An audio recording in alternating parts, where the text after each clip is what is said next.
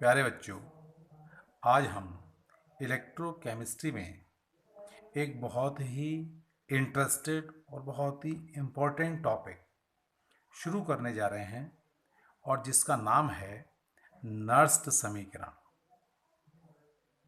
Nursed equation.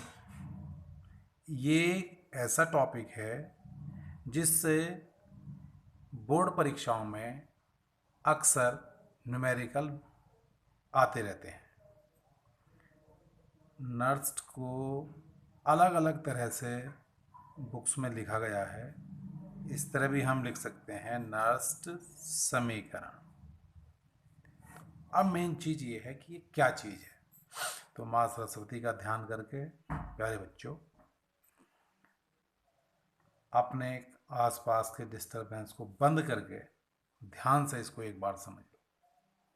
देखो, अभी तक हमने पढ़ा था कि किसी भी सेल का ईएमएफ, किसी भी सेल का ईएमएफ इलेक्ट्रोमोटिव फोर्स यानी विद्युत वाहक बल, या इसको हम कहते थे ई सेल, ये निकालने के लिए मानक परिस्थितियों में तो हमारे पास फॉर्मूला था। मानक परिस्थिति का क्या मतलब है? जब टेम्परेचर 25 डिग्री सेंटीग्रेड हो यानी 298 केल्विन, कंसंट्रेशन इसकी 1 मोलर हो। इन परिस्थितियों में हमारे पास सेल का ईएमएफ या मानक इलेक्ट्रोड विभव, सेल का मानक विभव ई सेल, सेल विभव ज्ञात करने का फॉर्मूला क्या था?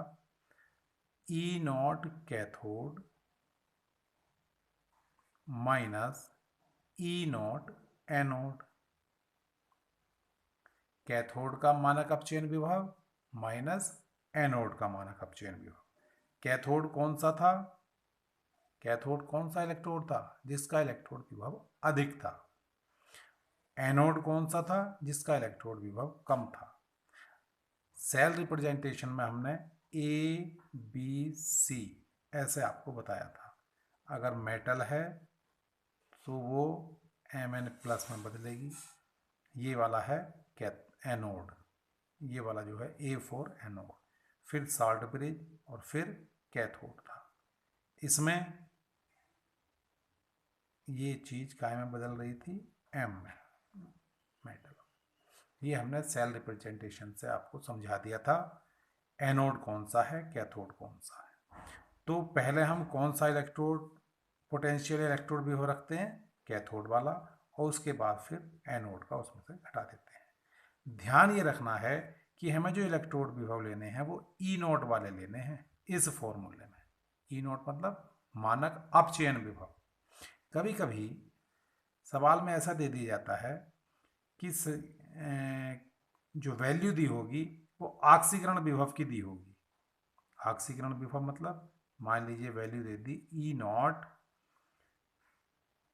M is equals to M N plus, और इसकी वैल्यू दे दी कि जेड है, जेड वोल्ट है। तो जो जेड वोल्ट वैल्यू है वो इसका ऑक्सीकरण विभव है इस इलेक्ट्रोड का। क्यों है, कैसे पता लगाया? क्योंकि जो साइन है एम किस में कन्वर्ट हो गया है? एम एन प्लस में। ये ऑक्सीकरण की क्रिया है, तो ऑक्सीकरण की क्रिया में जो विभव होगा वो ऑक्सीकरण विभव होगा। लेकिन हमें सूत्र में लेना है ई नॉट अपचयन विभव, अपचयन विभव। तो ऐसी स्थिति में हम इसको पहले अपचयन विभव में कन्वर्ट कर लेंगे, यानी जब सूत्र में रखेंगे तो अपचयन विभव में बदलने के लिए केवल साइन चेंज करते हैं। ये प्लस का था तो हम यहाँ रख देंगे माइनस जेड वोल्ट, इतना ध्यान रखेंगे। तो मैं बता रहा था कि हमने ईएमएफ के लिए या ई सेल के लिए मानक परिस्थितियों में सूत्र इजाद कर लिया था, E naught cathode minus E naught anode. लेकिन भैया समस्या तब आई जब ये मानक परिस्थितियां कुछ परिवर्तित हो गई। या तो टेम्परेचर 25 डिग्री सेंटीग्रेड ना हो, या इसकी मोलर कंसंट्रेशन या सांद्रता 1 मोलर ना रही हो, 0.1 हो गई हो, 10 हो गई हो, 20 हो गई हो, कुछ भी हो सकती है, केवल 1 ना रही हो। तो ऐसी परिस्थिति में हम इलेक्ट्रोड विभव कैसे ज्ञात करें या ईएमएफ कैसे ज्ञात करें सेल का, इसी का सॉल्यूशन हमें दिया नर्स नामक वैज्ञानिक ने। नर्स सर ने हमें दिया इसका सॉल्यूशन, और उन्होंने बताया कि अगर ऐसी परिस्थिति है कि टेम्परेचर या जो कंसंट्रेशन है वो अलग अलग चेंज हो रही है, तो हम इसको नर्स समीकरण से सॉल्व कर सकते हैं। अब चूंकि हमारे सिलेबस में टेम्परेचर चेंज नहीं है, जो भी न्यूमेरिकल दिए जाएंगे उनमें टेम्परेचर परिवर्तित नहीं किया जाएगा। क्या चीज परिवर्तित की जाती है? सी, कंसंट्रेशन, सी की वैल्यू परिवर्तित की जाती है। फिर भी हम टेम्परेचर तक की सारी प्रोसेस समझते हैं। तो नर्स ने जो अपनी समीकरण दी थी कि अगर टेम्परेचर चेंज हो जा चाहे कंसंट्रेशन, क्योंकि जो सेल का विद्युत वाहक बल है या ई नॉट सेल है वो किस पर निर्भर करता है? ताप पे और सांद्रता पर। तो ताप बदल देंगे तब भी ई सेल चेंज हो जाएगा या ईएमएफ चेंज हो जाएगा, और अगर कंसंट्रेशन बदल देंगे तब भी ये चेंज हो जाएगा। तो इसका सॉल्यूशन हमें दिया नर्स नामक वैज्ञानिक ने। उन्होंने बताया कि किसी भी टेम्परेचर पर या किसी भी कंसंट्रेशन पर किसी सेल का ईएमएफ या ई सेल, उसे हम ई से रिप्रेजेंट कर रहे हैं शॉर्ट में, वो किसके बराबर होगा? ई नॉट, यानी मानक परिस्थिति में उसका इलेक्ट्रोड विभव। अगर इलेक्ट्रोड है तो इलेक्ट्रोड विभव, सेल है तो उसका ईएमएफ। ये मानक परिस्थिति में है और ये किसी भी परिस्थिति में है, किसी भी टेम्परेचर प्रेशर पर। E naught minus 2.303 RT upon NF log base 10 into, यहाँ उन्होंने दिया था Q, रिएक्शन क्विसेंट, और ये Q किसके बराबर होता है? ये होता है कंसंट्रेशन ऑफ प्रोडक्ट, उत्पाद की सांद्रता, बटे कंसंट्रेशन ऑफ रिएक्टेंट, अभिकारक की सांद्रता। तो हम Q की जगह इसको रख देते हैं। अब इसमें जो हमने साइन यूज किए वो क्या क्या चीज है? देखिए, ये जो कैपिटल ई है ये तो मैंने बता दिया, किसी भी ताप पर या किसी भी सांद्रता पर सेल का विद्युत वाहक बल या इलेक्ट्रोड का इलेक्ट्रोड विभव। ठीक, ई नॉट क्या है? ये मानक इलेक्ट्रोड विभव या मानक विद्युत वाहक बल है। अब इसमें आती है एक चीज आर है गैस स्थिरांक, गैस कांस्टेंट। वैल्यू इसकी कितनी होती है आर की? जैसा हमने गैस नियतांक में पढ़ा था, 8.314 जूल प्रति केल्विन और प्रति मोल या इनटू मोल, ये इसकी वैल्यू होती है। फिर टी टेम्परेचर है और इसको हम काय में लेंगे? केल्विन में। केल्विन में यो है टेम्परेचर। फिर क्या चीज आई? फिर आई मुख्य चीज एन जो है वो होता है ट्रांसफर्ड इलेक्ट्रॉन की संख्या। हम जानते हैं किसी भी सेल में दो इलेक्ट्रोड होंगे, एक एनोड दूसरा कैथोड। एनोड पर इलेक्ट्रॉन बाहर निकलते हैं, कैथोड पर इलेक्ट्रॉन ग्रहण किए जाते हैं। तो जितने इलेक्ट्रॉन एनोड पर निकलें या कैथोड पर ग्रहण किए जाएं वो संख्या एन से रिप्रेजेंट होती है। किसी भी सेल अभिक्रिया में मैंने पीछे बताया था दो तरह की अभिक्रियाएं होंगी, एक कहते हैं इलेक्ट्रोड अभिक्रिया और दूसरी को कहते हैं सेल अभिक्रिया। तो इलेक्ट्रोड अभिक्रिया में तो इलेक्ट्रॉन दिखाई देंगे हमें। इलेक्ट्रोड अभिक्रिया में जैसे मान लीजिए मैंने अभी एक ऊपर सामान्य अभिक्रिया लिखी थी, ये वाली, ये सेल रिप्रेजेंट किया था, इसके लिए ये एनोड है। तो एनोड की अभिक्रिया हम कैसे लिखेंगे? एम काय में चेंज हो रहा है? एम एन प्लस में। इसमें कब चेंज होगा? जब यो एन इलेक्ट्रॉन को बाहर निकाल देगा। तो यहाँ एन की वैल्यू ये आ गई एन। कैथोड पर जो एम एन है वो एम में बदल रहा है तो उल्टी क्रिया, इसमें इलेक्ट्रॉन ग्रहण करेगा। तो इलेक्ट्रोड अभिक्रिया में तो ये इलेक्ट्रॉन दिखाई देंगे, यो एनोड की इलेक्ट्रोड अभिक्रिया है, यो वाली इधर से इधर कर देंगे तो कैथोड की इलेक्ट्रोड अभिक्रिया हो जाएगी। और जब दोनों इलेक्ट्रोड की अभिक्रियाओं को जोड़ देते हैं तो सेल रिएक्शन आ जाती है या सेल अभिक्रिया आ जाती है। सेल अभिक्रिया में इलेक्ट्रॉन दिखाई नहीं देगा। दोनों को जब जोड़ेंगे तो इसमें इलेक्ट्रॉन निकल रहे हैं, उसमें ग्रहण किए जा रहे हैं, तो ये इलेक्ट्रॉन आपस में कट जाते हैं। तो n जो है वो रिप्रेजेंट करता है स्थानांतरित इलेक्ट्रॉन की संख्या, स्थानांतरित इलेक्ट्रॉन्स की संख्या। एक चीज और है इसमें f। अब ये भाई f क्या है? f जो है वो फैराडे कांस्टेंट है, फैराडे स्थिरांक, और इसकी वैल्यू होती है 96,500 कूलाम। ठीक, अब आप लोग समझ गए होंगे क्यों मैंने बता दिया है, प्रोडक्ट अपॉन रिएक्टेंट यानी अभिकारक, वो उत्पाद बटे अभिकारक, उत्पाद बटे अभिकारक। तो इसको हम अगर और सरल करना चाहें, जैसा मैंने बताया कि हमारे सिलेबस में टेम्परेचर चेंज पर क्वेश्चन नहीं आते, टेम्परेचर तो यही रहेगा लेकिन मोलरता या सांद्रता चेंज कर दी जाती है। तो इस इक्वेशन में अगर हम टेम्परेचर 25 डिग्री सेंटीग्रेड ही रखें, यदि जो टेम्परेचर है वो 25 डिग्री सेंटीग्रेड या 298 केल्विन के हैं, क्योंकि हमें केल्विन में टेम्परेचर यूज करना है, 298 केल्विन लें, तो इस टेम्परेचर की, इस आर की और इस एफ की, ये सब कांस्टेंट वैल्यू है, इनको अगर हम इसमें पुट कर दें, आर की जगह 8.314 रख दें, टी की जगह 298 रख दें, एफ की जगह 9650 रख दें, तो इस वाले पद का सॉल्यूशन करने पर हमें क्या प्राप्त हो जाएगा? 0.0591 ये वैल्यू प्राप्त होगी। इसकी इससे गुणा करके और इससे भाग देने पर क्या आ जाता है? 0.0591। किसकी?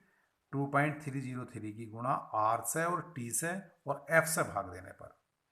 तो हमारी समीकरण का स्वरूप क्या बन जाता है?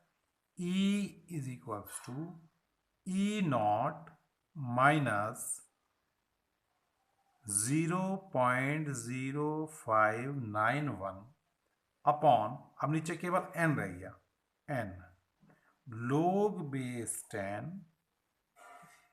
खाली log भी लिखते हैं तो उसका सेंस भी ये है कि वो 10 के बेस में हम यूज कर रहे हैं, इनटू ऊपर प्रोडक्ट की कंसंट्रेशन, उत्पाद की सांद्रता बटे रिएक्टेंट की कंसंट्रेशन या अभिकारक की सांद्रता। अब उत्पाद और अभिकारक की सांद्रता का क्या मतलब है? कोई अगर हम सेल रिएक्शन लिखें, जैसे इस वाली का ही लिख लें हम, इस वाली का सेल रिएक्शन क्या होगा? देखो एक अभिक्रिया तो ये आई, चलो मैं नीचे दोबारा बताता हूँ इसको। मान लीजिए हमारे पास एक सेल है, उसमें मेटल है, जिंक का तो हमने बना दिया क्या? एनोड, और जिंक पे ऑक्सीकरण होगा तो इसमें हम ऑक्सीकरण प्रदर्शित करेंगे ये। फिर साल्ट ब्रिज, फिर कैथोड के लिए Cu ले लेते हैं तो Cu2+ और Cu, ये कोई सेल है। अब हमें इसका सेल रिएक्शन निकालना है, हमें ज्ञात करना है प्रोडक्ट की कंसंट्रेशन अपॉन आर की। अच्छा, इनकी कंसंट्रेशन भी लिख दें, ये 1 मोलर है ये, और इसकी सांद्रता मान लीजिए 0.1 मोलर है। देखिए अगर 1 मोलर होती तो हम इस पर सूत्र लगाते अपना वाला, ई कैथोड माइनस ई एनोड। अब चूंकि सांद्रताएं चेंज हो गई हैं तो ऐसी परिस्थिति में हम किसका सहारा लेंगे? ई निकालने के लिए नर्स इक्वेशन का। तो इसके लिए हम जानते हैं ये वाला ए, ये वाला बी और ये वाली चीज सी है, ए बी सी, इसको तो भूलना ही नहीं है। सेल रिप्रेजेंटेशन में ए बी सी है, ये एनोड है, तो एनोड रिएक्शन क्या हो जाएगी? एनोड रिएक्शन, जिंक चेंज हो रहा है जिंक +2 में, Zn कन्वर्ट्स Zn2+ में। कब चेंज होगा यो? इस पर 2 आवेश कब आएगा? जब इसमें से 2 इलेक्ट्रॉन निकालोगे। ऑक्सीकरण की क्रिया है, एनोड पर ऑक्सीकरण होता है। लोन, इसको भी ध्यान रखेंगे। लोन का मतलब लेफ्ट साइड में ऑक्सीडेशन होगा और वो इलेक्ट्रोड एनोड होगा और वो नेगेटिव होगा, ये तो मतलब था। तो इस पर ऑक्सीकरण हो रहा, देखो इलेक्ट्रॉन का निकलना, ऑक्सीकरण। अब कैथोड की रिएक्शन देखें। कैथोड रिएक्शन क्या आएगी? इसमें Cu+2 किस में चेंज हो रहा है? Cu में। कब चेंज होगा? +2 चार्ज कब खत्म होगा इसका? जब इस पर 2 इलेक्ट्रॉन हम ऐड कर देंगे, 2 इलेक्ट्रॉन इसे दे देंगे। तो देखो यहाँ इलेक्ट्रॉन ग्रहण हो रहे हैं, तो ये अपचयन हो रहा। ये एनोड की अर्धाभिक्रिया है, ये कैथोड की। इन दोनों को जोड़ने पर हमें सेल रिएक्शन प्राप्त होती है, सेल अभिक्रिया। देखिए इन दोनों अर्धाभिक्रियाओं में इलेक्ट्रॉन साफ साफ दिखाई दे रहे हैं, लेकिन जब हम इन्हें जोड़ेंगे तो -2 और ये +2 इलेक्ट्रॉन कट गए। अब क्या आया?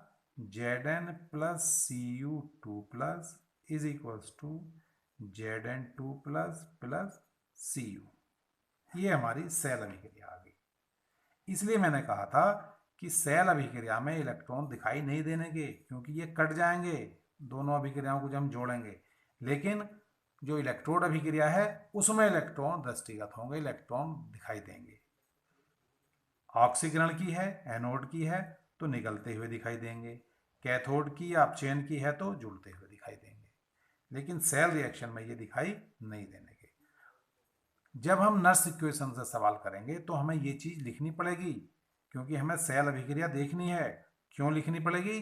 क्योंकि हमें n की वैल्यू निकालनी है, और n क्या है? स्थानांतरित इलेक्ट्रॉन की संख्या। स्थानांतरित कितने हुए? 2 इलेक्ट्रॉन। तो इस अभिक्रिया में n की वैल्यू 2 आ जाएगी। उम्मीद है समझ गए होंगे। अब इस वाली रिएक्शन से अब हमारी जो नर्स इक्वेशन बन गई वो ये बन गई, E = E0 -0.0591/n log base 10 product upon reactant. तो n की वैल्यू तो हम यहां से निकाल लेंगे, सेल रिएक्शन लिखेंगे जब। अब और चीज क्या हमें देखनी है? प्रोडक्ट की कंसंट्रेशन अपॉन रिएक्टेंट की। अब इसमें देखो प्रोडक्ट क्या है, इस एरो से इधर वाले प्रोडक्ट हैं, इधर वाले प्रोडक्ट हैं। तो Zn प्रोडक्ट है, एक तो Zn+2 और एक Cu+2। अब ये वाला तो एक्वस में है, विलियन में, आयन तो विलियन में होंगे, और ये सॉलिड है। ठोस की सांद्रता, ठोस का एक्टिव मास पिछले साल हमने पढ़ा था। साम्य अवस्था में अगर ठोस अवस्था में कोई पदार्थ है तो उसकी सांद्रता कितनी होती है? 1। इसकी हम 1 मानते हैं, तो ये तो 1 हो गई। तो किसकी सांद्रता चाहिए हमें प्रोडक्ट में? अब Zn+2 की। तो Zn+2 प्रोडक्ट में आ गया। और ऐसे ही रिएक्टेंट में ये वाला सॉलिड है Zn, और ये सांद्रता चाहिए, तो हम इसमें लिख देंगे इस समीकरण के लिए E = E0 -0.0591/2, n की वैल्यू 2 है, log base 10 प्रोडक्ट Zn की वैल्यू, Zn की कंसंट्रेशन, और Zn की कंसंट्रेशन कितनी है? 1। तो 1/r रिएक्टेंट की कंसंट्रेशन कितनी है? रिएक्टेंट में है Cu 0.1, तो 0.1/1 आ जाएगा। इसे सॉल्व कर लेंगे तो हमें E की वैल्यू प्राप्त हो जाएगी। तो मैं समझाना ये चाह रहा था कि इस सूत्र को और हम कैसे शो कर सकते हैं। E = E0 -0.0591/n log। अब प्रोडक्ट का मतलब ऑक्सीकृत अवस्था, तो ऑक्सीकृत स्पीशीज की सांद्रता। इसमें देखो कौन ऑक्सीकृत हुआ? Zn, और इसकी कायम ऑक्सीकृत हुआ Zn+2 में, तो हम इसमें Zn+2 की सांद्रता लेंगे। तो ऑक्सीकृत स्पीशीज की सांद्रता बटे अपचयित स्पीशीज की सांद्रता, अपचयित स्पीशीज की सांद्रता। अपचयन किसका हुआ? Cu+2 से Cu में बदल गया, तो Cu+2 की सांद्रता। तो मुझे उम्मीद है कि आप लोग समझ गए होंगे। एक बार मैं फिर इसको रिवाइज करता हूँ। फिर से देखिए ऊपर से। हमें पता है कि मानक परिस्थितियों में हम किसी सेल का ईएमएफ इस सूत्र से ज्ञात कर लेते हैं, लेकिन अगर परिस्थितियां मानक नहीं हैं, टेम्परेचर या कंसंट्रेशन ये नहीं है, तब हम ई निकालने के लिए किसका उपयोग करेंगे? नस्ट इक्वेशन का। और नस्ट इक्वेशन क्या है? E is equals to E naught -2.303 RT upon NF log 10 Q या P अपॉन R। और P अपॉन R को हम ऑक्सीकृत स्पेसीज की सांद्रता बटे अपचयित स्पेसीज की सांद्रता ये भी कह सकते हैं। अगर टेम्परेचर 25 डिग्री सेंटीग्रेड हो तो इसका सरलीकृत रूप क्या आ जाएगा समीकरण का, नस्ट इक्वेशन का? E is equals to E naught -0.059 upon N log P upon R, जो 2.303 RT अपॉन NF था, उसमें हमने R तो कांस्टेंट वैल्यू है, ये रख दी। T भी कांस्टेंट वैल्यू है, क्योंकि हम कह रहे हैं 98 केल्विन टेम्परेचर पर हम निकाल रहे हैं, वो भी कांस्टेंट वैल्यू हो गई। F फेराडे कांस्टेंट होता है, ये भी कांस्टेंट वैल्यू है। तो जो कांस्टेंट वैल्यू है वो हमने इसमें रख दी। अब N ऐसी वैल्यू है जो मैटर टू मैटर वेरी करेगी या बदलती रहेगी, धातु पर निर्भर करेगी, कौन सी धातु किस फॉर्म में आयनित हो रही है, कितने इलेक्ट्रॉन त्याग रही है या ग्रहण कर रही है। तो केवल n ऐसा फैक्टर बचा जो वेरिएबल है। अब हमने इससे समीकरण बना ली अपनी, E is equals to E naught -0.0591 upon N log P upon R या ऑक्सीकृत स्पेसीज की सांद्रता बटे अपचयित की सांद्रता। समझ में आ गया सब ये चीज। अब अगला चीज आती है कि हम जो एक नर्स इक्वेशन पढ़ रहे हैं इसका क्या यूज है, अर्थात अनुप्रयोग, इसका यूज हम कहां कहां करेंगे। इसके लिए अब हम इसके अनुप्रयोग पढ़ेंगे। तो प्यारे बच्चों, इसका पहला अनुप्रयोग तो है कि ये समीकरण ई सेल और ई नॉट सेल में, ई सेल का मतलब सेल का किसी भी परिस्थिति में विद्युत वाहक बल, और ई नॉट सेल का मतलब मानक परिस्थितियों में विद्युत वाहक बल, एक तो इन दोनों में ये संबंध बताती है। और इस संबंध को हम इस समीकरण से प्रदर्शित करते हैं, E cell is equals to E naught cell minus -0.0591 upon N log Q P upon R, ये मैंने बता ही दिया था। दूसरा इसका उपयोग हम करते हैं किसी भी इलेक्ट्रोड या हाफ सेल, ये मैंने बताया था इलेक्ट्रोड को हम अर्ध सेल या हाफ सेल भी कहते हैं, उसका इलेक्ट्रोड विभव ज्ञात करने में। किसी आधे सेल का या अर्ध सेल का किसी इलेक्ट्रोड का भी हम इलेक्ट्रोड विभव ज्ञात कर सकते हैं। कैसे ज्ञात कर सकते हो? बाकी सब चीज तो यही रहेंगी, केवल हमें Q पे ध्यान देना है। P अपॉन R क्या रखोगे इसमें? जैसे अभी मैंने यहाँ उदाहरण दिया था, ये इसमें मान लीजिए ये वाला इलेक्ट्रोड है जिंक इलेक्ट्रोड, तो इसमें P की वैल्यू हो गई Zn+2 की कंसंट्रेशन, इसकी कंसंट्रेशन Zn आयन की, और R रिएक्टेंट क्या हो गया? रिएक्टेंट क्या बन जाएगा? Zn की कंसंट्रेशन, ये रिएक्टेंट है, इसके इधर प्रोडक्ट, इसके इधर रिएक्टेंट। तो इस तरह से हम इसमें क्या कर लेंगे, ये न्यूमेरिकल में आप लोग समझेंगे, अभी मैं समझाऊंगा ये सब। तो इसकी सहायता से हम अर्ध सेल का इलेक्ट्रोड विभव ज्ञात कर सकते हैं। दूसरी चीज, किसी सेल का ईएमएफ या ई सेल ज्ञात कर सकते हैं।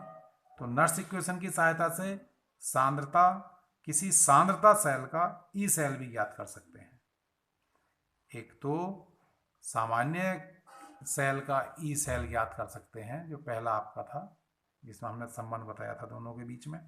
दूसरा था हाफ सेल का इलेक्ट्रोड विभव ज्ञात कर सकते हैं।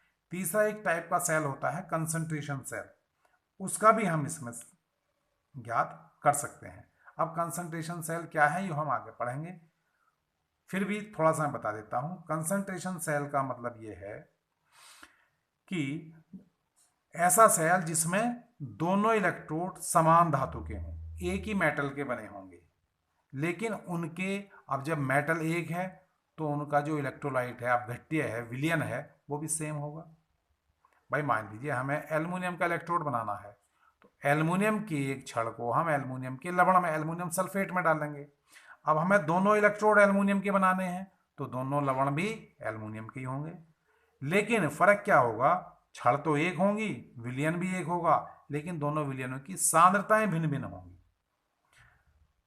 ऐसा सेल क्या कहलाता है, सांद्रता सेल कहलाता है। तो सांद्रता सेल के लिए अब चूंकि एक ही धातु है और जो ई नॉट सेल है, ई नॉट मानक अपक्षेण विभव, वो धातु पर निर्भर करता है। किसी भी धातु में कहीं भी सेल बनाए तो ई नॉट सेल की वैल्यू सेम होगी, तो इसलिए सांद्रता सेल के लिए ई नॉट सेल की वैल्यू 0 हो जाती है। अब जब 0 हो जाएगी तो सूत्र आ जाएगा E cell is equals to, E naught cell हटा दिया हमने, -0.0591 लिख भी सकते हो, नहीं भी लिखते कोई बात नहीं, upon N log 10 product upon reactant की कंसंट्रेशन। इससे हम सांद्रता सेल की ज्ञात कर लेंगे। और इसका अनुप्रयोग है कि इसकी सहायता से हम साम्य स्थिरांक की भी गणना कर सकते हैं। अब साम्य स्थिरांक क्या होता है? साम्य स्थिरांक वो स्थिति है जिसमें दोनों प्रकार के आयनों की सांद्रताएं समान हो जाती हैं। जब आयनिक सांद्रताएं समान हो जाएंगी तो इसका मतलब ई सेल तो 0 हो गया। जब आयनिक सांद्रताएं समान हो गई, अर्थात जो ई सेल है उसकी वैल्यू 0 हो गई। इसकी सहायता से साम्य स्थिरांक की गणना की जा सकती है। साम्य अवस्था पर दोनों इलेक्ट्रोड के इलेक्ट्रोड विभव का मान 0 हो जाता है। दोनों इलेक्ट्रोड के इलेक्ट्रोड विभव का मान 0। क्यों? जब आयन गति नहीं कर रहे तो 0 हो गया, अर्थात जितने इलेक्ट्रॉन दिए जा रहे हैं उतने लिए जा रहे हैं, या ऐसा कहें कि ना तो इलेक्ट्रॉन दिए जा रहे और ना इलेक्ट्रॉन लिए जा रहे, तो 0 हो गया। इसलिए इसमें हम जब साम्य अवस्था की गणना करते हैं तो इस सूत्र में ई सेल की वैल्यू 0 रख देते हैं, और जब ई सेल की वैल्यू 0 रख दोगे तो सूत्र क्या बन जाएगा, यहाँ 0 रख दिया तो E naught cell is equal to 0.0591 upon N log base 10 Q. अब इस क्यू की जगह के सी रख दोगे क्योंकि हम साम्य स्थिरांक की गणना कर रहे हैं। यहाँ हमने के सी रख दिया तो सूत्र आ गया E naught cell is equal to 0.0591 upon N log base 10 K सी। ठीक है। अब इस ई नॉट सेल को इधर ले गए, या ऐसे समझें इस वाले को इधर ले गए और ई नॉट सेल को इधर ही रहने दिया, तो ई नॉट सेल बराबर हो जाएगा 0.0591 अपॉन एन log के सी, या log के सी की value E naught cell into N upon 0.0591। इस सूत्र से हम के सी ज्ञात कर लेंगे। हालांकि के सी पूछा नहीं जाता है, लेकिन फिर भी मान लीजिए पूछ लिया जाए तो हमें पता होना चाहिए। इसका लास्ट एक और अनुप्रयोग है गिब्स फ्री एनर्जी ज्ञात करने में, गिब्स मुक्त ऊर्जा परिवर्तन की गणना करने में। इसके लिए केवल एक ही सूत्र है, delta G is equals to minus N F E cell. N क्या है? नंबर ऑफ इलेक्ट्रॉन जो स्थानांतरित हो रहे हैं, एफ फैराडे कांस्टेंट, और ई सेल सेल का विद्युत वाहक बल। ठीक है। अगर मानक परिस्थितियों में हम ले रहे हैं तो ई सेल बन जाएगा ई नॉट सेल और डेल्टा जी बन जाएगा डेल्टा जी नॉट, मानक गिब्स ऊर्जा परिवर्तन। ठीक है। अब इसमें एक चीज ध्यान रखेंगे कि इस डेल्टा जी का मान अगर नेगेटिव है तब तो अभिक्रिया स्पॉन्टेनियस है या अपने आप होगी, स्वतः प्रवर्तित होगी, और अगर इसकी वैल्यू प्लस है तो उस अभिक्रिया को कराने के लिए बाहर से हमें एनर्जी देनी पड़ेगी।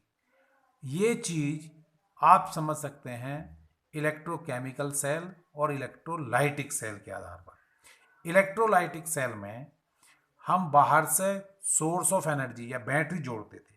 क्यों? क्योंकि वहाँ डेल्टा जी की वैल्यू प्लस होती है, पॉजिटिव में होती है।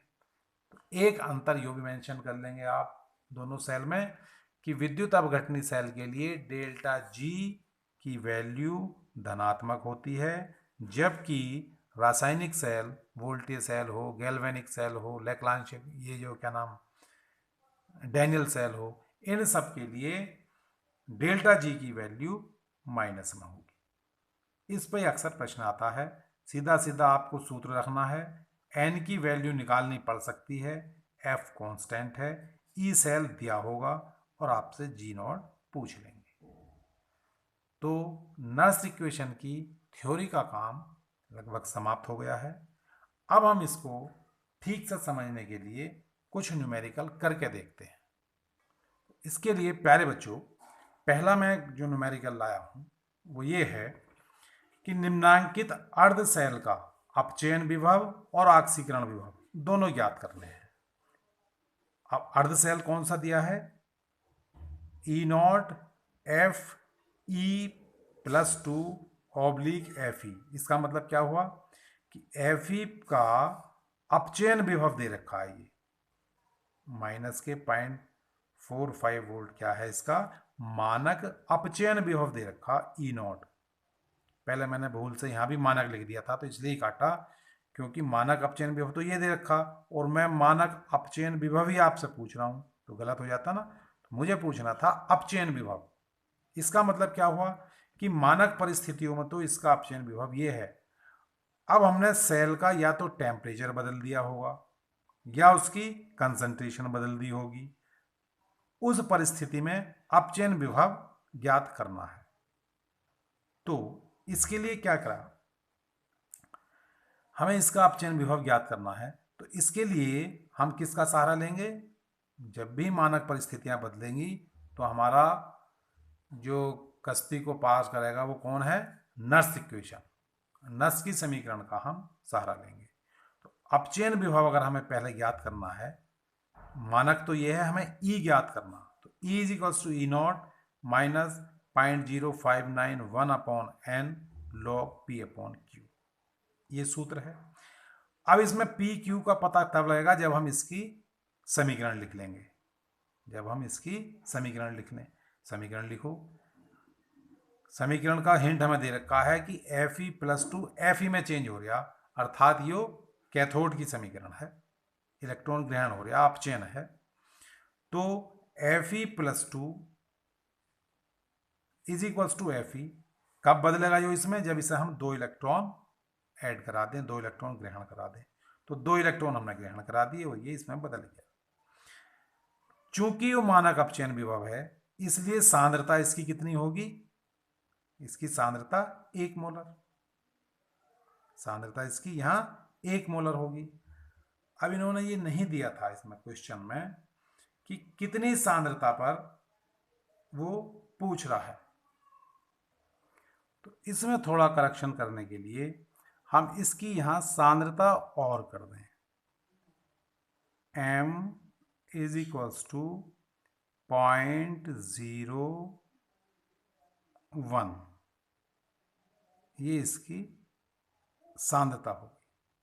अब इसको करें, इसकी वैल्यू 0.01 मोलर है, ये इसकी इक्वेशन आ गई। अब इससे हमें ठीक ठीक दिखाई दे रहा है कि कितने इलेक्ट्रॉन का इसमें गेन हो रहा, 2 का। तो n की वैल्यू तो 2 आ गई, हमें n की ही वैल्यू चाहिए इसमें।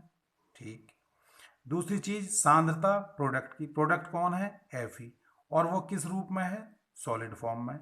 और मैंने बताया था सॉलिड अवस्था में या ठोस अवस्था में सांद्रता 1 मान ली जाती है। तो इसकी वैल्यू खत्म हो गई, 1 हो गई, वैल्यू 1 रख दिया।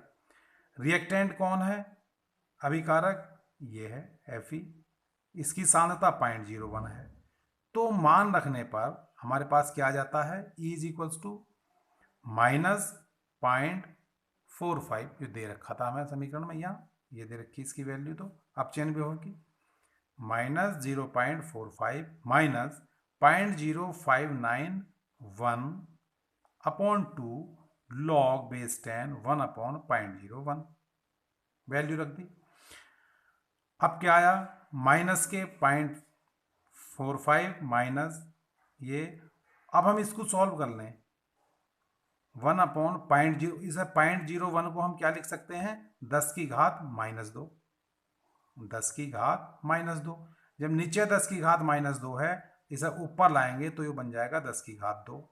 तो log 10⁻², और 10 की घात 2 को क्या लिखोगे, 2 log 10, और log 10 का मान 1 होता है, तो 2 एकम 2, तो 2 वैल्यू आ गई इसकी। इस चीज़ की वैल्यू क्या आ गई, 2, मान रख दिया, 2 से 2 कट गया, तो 0.45 माइनस, ये भी माइनस का है 0.45 भी, माइनस 0.059, ये भी माइनस का, ये भी माइनस का, तो माइनस के 9 5 14 का, अच्छा 9 तो इधर है, 9 का 9, 5 और 5 10 का 0, हासिल लगा 1, 4 और 1 5, 0.509 माइनस का। इतने वोल्ट इसका हमारा इलेक्ट्रोड विभव आया।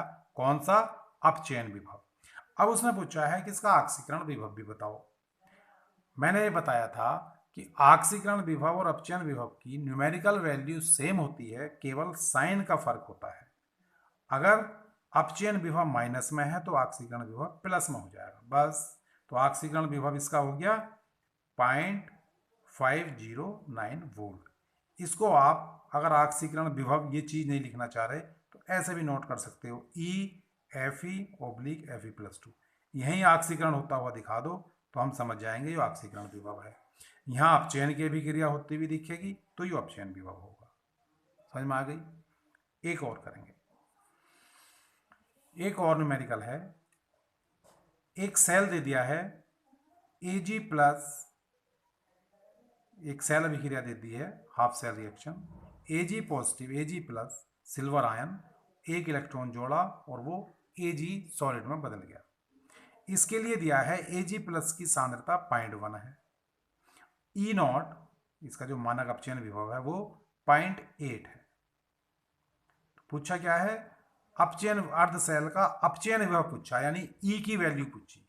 सीधे सूत्र लगाओ, E equals to E0 minus 0.0591/n log product upon reactant. अब इसमें प्रोडक्ट ये रहा सॉलिड है तो 1 वैल्यू रख दी उसकी, और रिएक्टेंट या अभिकारक कौन है, Ag प्लस, इसकी सांद्रता 0.1 है तो यहाँ 0.1 रख दिया। ठीक है, 0.1 का मतलब 10 की घात -1, जब इसे ऊपर ले जाएंगे तो ये 10 बन गया, log 10 का मान 1 होता है तो ये चीज 1 बन गई। एक चीज और है, n की वैल्यू यहाँ से दिख रही है हमें 1 है, 1 ही इलेक्ट्रॉन का स्थानांतरण हो गया तो 1 रख दिया। इसे सॉल्व करने पर हमारा जाता है 0.74 वोल्ट। सीधा सीधा इसमें से इसको घटाना बचा, घटा के इसकी वैल्यू ये आ गई। ये इसका मानक अपचयन विभव से अपचयन विभव ज्ञात हो गया। अब हम एक अच्छा न्यूमेरिकल करेंगे। निम्नांकित अभिक्रिया वाले सेल को प्रदर्शित कीजिए। देखिए एक सेल अभिक्रिया दे दी तो उसने पूछा है इस सेल को कैसे रिप्रेजेंट करोगे, संकेतन, और यदि E0 सेल की वैल्यू ये है तो E सेल का परिकलन कीजिए। E सेल पूछा है तो पहले हम देखेंगे कि मोलर सांद्रताएं इसकी 1 मोलर है या अलग है। अगर 1 दिख जा तब तो सीधे सीधे सूत्र से निकाल देंगे E सेल, और अगर 1 नहीं है तो नर्स इक्वेशन से। तो भैया यहाँ 1 तो है नहीं तो नर्स समीकरण लगेगी। तो पहले अब हम इसको निरूपित करेंगे, सेल रिएक्ट को कैसे रिप्रेजेंट करेंगे। मैंने बताया था सेल रिप्रेजेंट करने के लिए ABC, पहले एनोड, फिर साल्ट ब्रिज, फिर कैथोड। अब इस अभिक्रिया में एनोड कैसे पहचानोगे, एनोड पहचानने के लिए क्या करेंगे, जिस तत्व का ऑक्सीकरण हो रहा, क्योंकि एनोड पर तो ऑक्सीकरण की अभिक्रिया होती है, वही एनोड अभिक्रिया हो जाएगी, वही एनोड होगा तत्व। तो Mg बदल रहा Mg+2 में, लो हाथ आ गया, Mg का ही इसमें ऑक्सीकरण हो रहा है तो Mg से Mg+2 का बनना यो एनोड हो गया। यहाँ रख दिया हमने Mg/Mg+2। Mg+2 की सांद्रता दे दी 0.130, यो यहाँ रख दी, साल्ट ब्रिज का साइन लगा दिया। फिर अब कैथोड पे आ जाओ, इस जिसका आप चयन हो वो कैथोड। ये देखो Ag प्लस से Ag में बदलना, ये अब चयन की अभिक्रिया है। तो Ag प्लस ऑब्लिक Ag और इसकी कंसंट्रेशन 0.001। तो ये तो सेल रिप्रेजेंटेशन हो गया, एक काम खत्म हुआ। अब दूसरा हमें निकालना है ई सेल। मैंने बताया था ई सेल हम नर्स समीकरण से निकालेंगे। तो इसके लिए नर्स इक्वेशन ये रही, ई नॉट सेल 0.0591 अपॉन एन और लॉग प्रोडक्ट बटे रिएक्टेंट या एनोड बटे कैथोड कर दो। तो एनोड पे कौन है Mg+2 और कैथोड पे Ag+, ये कर दिया। अब आप पहले इसकी सेल रिएक्शन निकाल लो ताकि हमें पता चल जाए इसकी। देखिए एक चीज और ध्यान रखेंगे, जब हम रिएक्शन लिखेंगे संतुलित अभिक्रिया, तो उस संतुलित अभिक्रिया में जो ये अणुओं की संख्या आएगी, मॉलिक्यूल्स के नंबर, ये कोएफिशिएंट हैं, ये सांद्रता पदों की घात में लगते हैं ऊपर। ये हमने पढ़ा था पिछले साल साम्य अवस्था वाले चैप्टर में।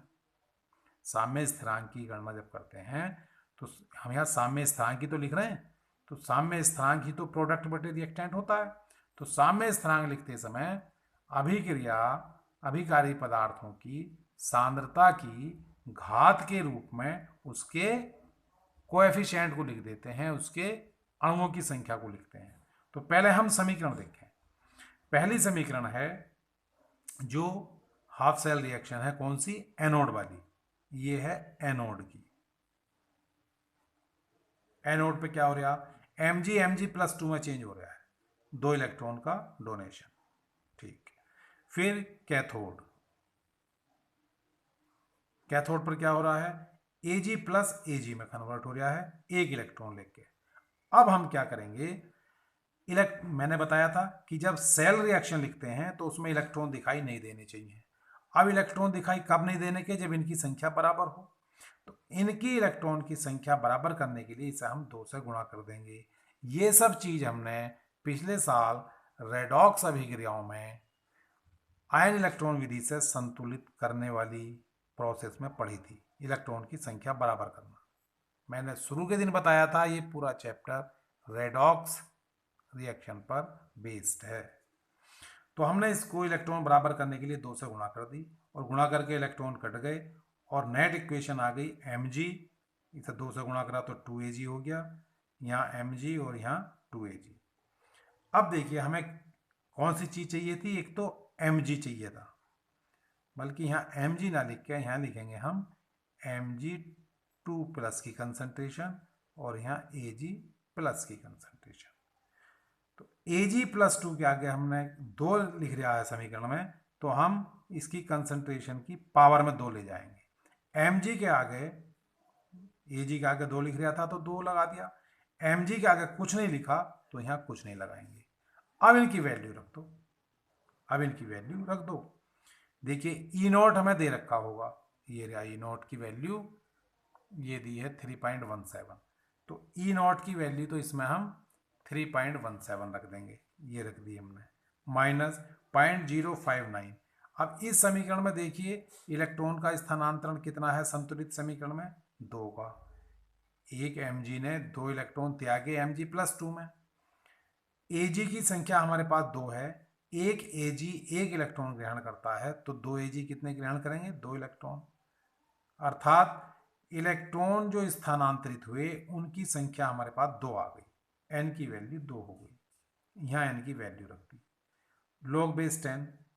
फिर ऊपर हमने रखा था किसकी कंसंट्रेशन थी सूत्र में, Mg+2 की। Mg+2 की कंसंट्रेशन कितनी है, ये देख लीजिए 0.130, तो यहाँ हमने 0.130 रख दिया। Ag+ की 0.0001, ये रहा 0.0001 और इसका स्क्वायर। अब इसे हमें सॉल्व करना है, 3 पॉइंट ये रख दिया, 2 से इसे भाग दिया तो ये आ गया log 0.130। अब ये 8 log 10 कैसे आया, देखिए इसको हम क्या कर सकते हैं, 0.0001, ये किसके बराबर हो गया? 10⁻⁻4 के। अब इसका भी है स्क्वायर, ये स्क्वायर है इसका, तो 10⁻⁻4 का भी स्क्वायर, तो कितना बन गया ये? 10⁻⁻8। इसको हम क्या लिख सकते हैं?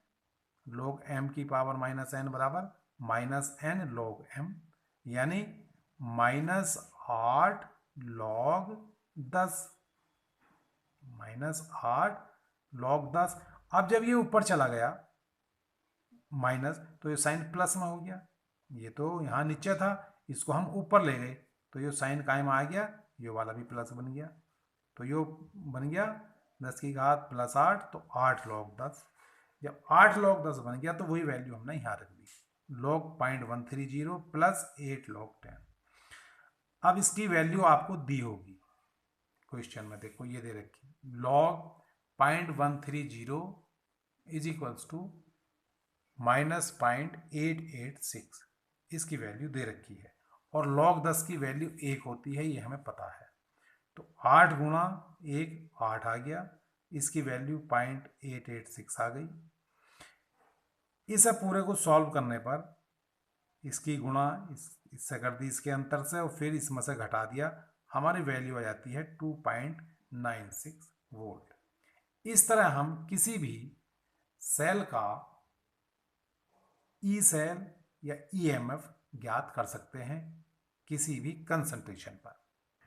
एक और सवाल देखिए, एक सेल दिया है ये, इसके हमें ईएमएफ की गणना करनी है या ई सेल की गणना करनी है, और दिया है कि जिंक और कॉपर के मानक अपचयन विभव क्रमशः है -0.76 वोल्ट और 0.34 वोल्ट है। क्या क्या दिया है? एक तो दिया उसने जिंक का अपचयन विभव, तो इसे हम पहले लिख लेंगे, जिंक का मानक अपचयन विभव E0 Zn+2 से Zn में चेंज हो रहा है, तभी तो अपचयन हुआ, इसकी वैल्यू 0.76। कॉपर की 0.34 वोल्ट। ईएमएफ निकालना है, सांद्रता और देख लें एक बार, अगर यहाँ भी देखो 1 मोलर है, यहाँ भी 1 मोलर है, अर्थात 1 मोलर का मतलब मानक परिस्थितियों में है, तो इसमें नर्स इक्वेशन लगाने की जरूरत नहीं है। इसमें हम सीधा सीधा सूत्र लगाएंगे, EMF of cell is equals to E0 cathode minus E0 anode. अब कैथोड कौन सा है? ये उसने सेल दे रखा है हमें, ए बी सी करके देखो, ए बी सी, तो सी कैथोड आ गया CU वाला, एनोड आया Zn वाला, तो ECU माइनस EZn ये लिख दिया। CU की वैल्यू 0.34 वोल्ट है, Zn की -0.76 वोल्ट है, वैल्यू रख दी, आंसर आ गया 1.1 वोल्ट।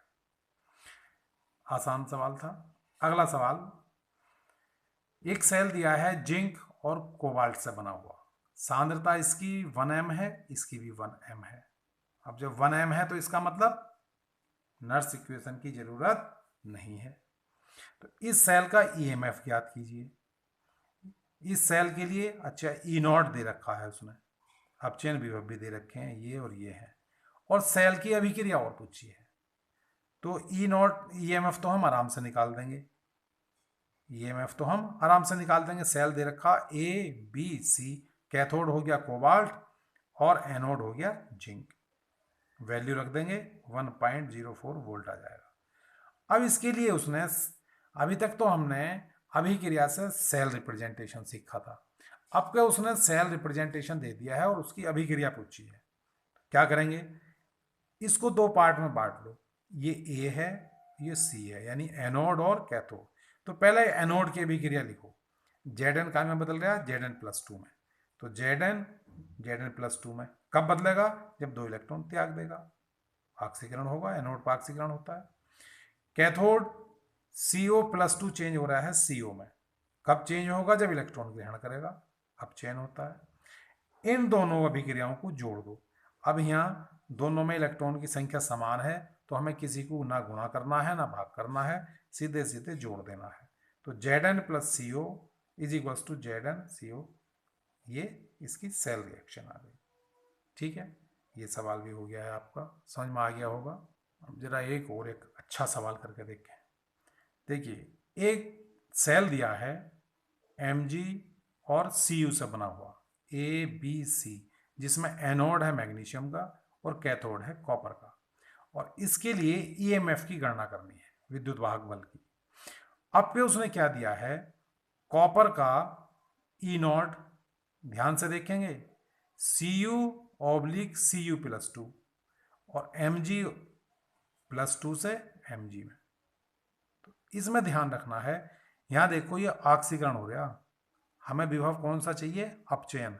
उसने दे दिया है कॉपर का ऑक्सीकरण विभव और मैग्नीशियम का अपचयन विभव दिया, तो मैग्नीशियम की वैल्यू तो हम ऐसे के ऐसे ही रख देंगे, लेकिन कॉपर की वैल्यू हमें चेंज करनी पड़ेगी, इसको अपचयन विभव में चेंज करेंगे। यहाँ देखो हमने कर रखा है, क्या दिया है उसने, इसका अपचयन विभव तो ये दे दिया मैग्नीशियम का, ये तो ऐसे ही रखेंगे।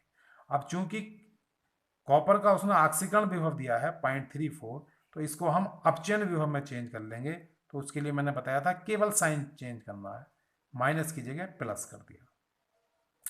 अब इसका हम EMF ज्ञात कर सकते हैं, इसका हम EMF ज्ञात कर सकते हैं। कैसे, E0 यानी मानक EMF की बात कर रहा हूं मैं, E0 की, इसका E0, बल्कि कभी आप भूल जाओ इसको E0 लिख भी दो यहाँ, ये इसका E0 कैसे ज्ञात कर लेंगे, कैथोड माइनस एनोड, वैल्यू हमें दे रखी, तो ये आ गया 2.71।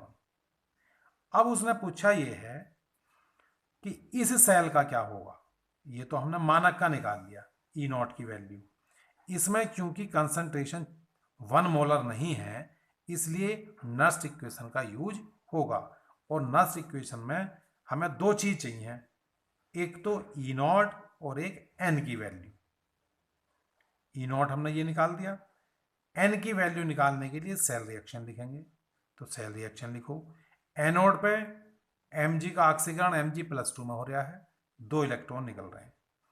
कैथोड पर Cu+2 का रिडक्शन या अपचयन Cu में हो रहा है, 2 इलेक्ट्रॉन ऐड हो रहे हैं। दोनों रिएक्शन को जोड़ने पर 2 से 2 कट गए, ये आ गई, तो इसमें हमारा N आ गया 2, क्योंकि 2 इलेक्ट्रॉन का आदान प्रदान हो गया। अब इस पर हम नर्स इक्वेशन लगा दें, EMF या E cell is equal to E cell minus 0.0591/n log. अभी सभी क्रिया में देखो, हमें पहले लेना है प्रोडक्ट, प्रोडक्ट क्या है इसमें, Mg प्लस, प्रोडक्ट वाला हमें आयन लेना है Mg+2 की कंसंट्रेशन, इसके आगे कोई संख्या नहीं है तो हम कोई घात नहीं लगाने के, अपॉन रिएक्टेंट Cu+2, Cu+2, इसमें भी कोई घात नहीं, दोनों की वैल्यू रख दो बस।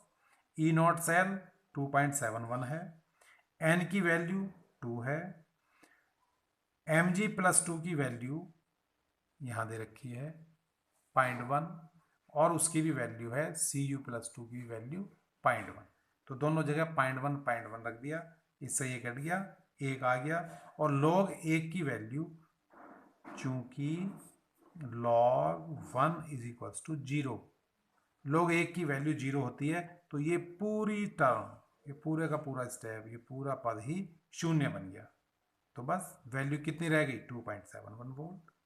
ऐसे हम इसको सॉल्व कर लेंगे। एक और लास्ट सवाल देखने आज के सत्र का, सेशन फिर एंड करते हैं।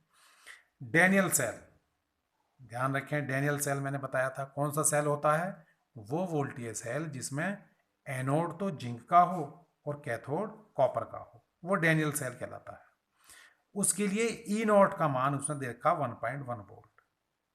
तो इस अभिक्रिया के लिए गिव्स एनर्जी की, अच्छा गिव्स फ्री एनर्जी पूछी इसमें, change in gives free energy, तो गिव्स फ्री एनर्जी का सूत्र ये है भैया, -NF E0। E0 की वैल्यू दे रखी है 1.1, F की निश्चित होती है, कांस्टेंट है, 96,500 होती है, हमें N निकालना है पहले, तो N निकालने के लिए जैसा मैंने अभी बताया था, सेल रिएक्शन लिखते हैं, तो Zn काय में चेंज हो रहा, Zn+2 में, तो Zn को Zn+2 में चेंज करा तो 2 इलेक्ट्रॉन निकले, Cu+2 Cu में चेंज हो रहा है, इसमें 2 इलेक्ट्रॉन जुड़े, सेल रिएक्शन लिखी तो N की वैल्यू कितनी आ गई, 2, क्योंकि 2 इलेक्ट्रॉन का आदान प्रदान हुआ। बस ये वैल्यू है रख दो, n की 2 रख दो, f की 96,500 और e हमें दे रखा 1.1, ये वैल्यू रख देंगे तो इसको गुणा करने पर आ जाएगा -21,23,00 जूल। अब ये कूलाम में होती है, ये वोल्ट में, तो हमारी यूनिट आई कूलाम वोल्ट, और कूलाम वोल्ट को हम जूल कहते हैं। इतने जूल आ गया, 1000 से भाग कर दोगे तो किलो जूल आ जाएगा। इस तरह आज का सत्र अब हम समाप्त करते हैं। मुझे आशा है आपको नर्स इक्वेशन और उससे संबंधित अनुप्रयोग न्यूमेरिकल कैसे करने हैं ये समझ आ गए होंगे। पढ़ते रहिए, मेहनत करते रहिए, दबा के सब्सक्रिप्शन देते रहिए। धन्यवाद।